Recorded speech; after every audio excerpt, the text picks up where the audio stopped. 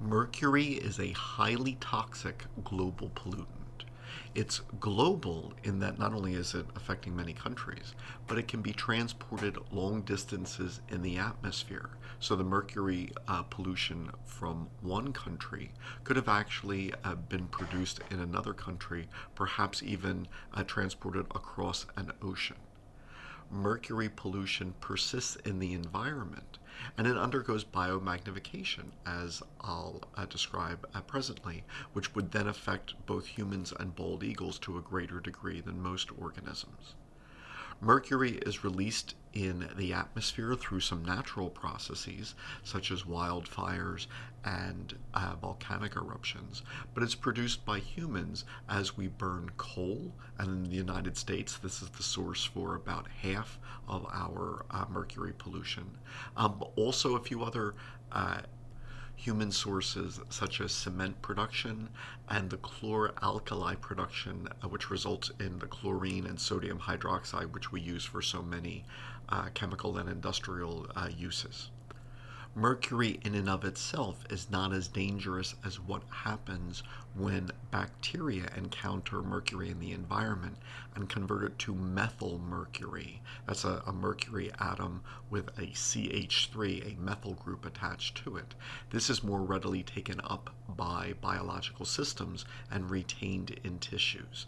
Methyl mercury persists in the environment, and so mercury can be a contaminant long after the original mercury pollution was produced. And it also undergoes biomagnification, in that if there is a low level of mercury, say in water, that is taken up by microorganisms, the say aquatic invertebrates which feed on these microorganisms will have a higher level of mercury in them because it is retained. The small fish which eat those invertebrates will have a higher level still, the large fish which eat them a higher level still, and then animals which are at tops of food chains. In the wild, this would include bald eagles, but includes humans who, we also eat fish.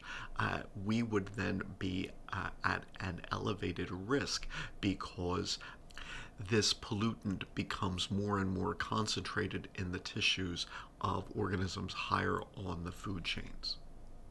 If you were to look on the EPA websites for a number of sites and type in the search for fish advisory, you would find that it is quite common that a state advise people to limit fish intake from certain bodies of water.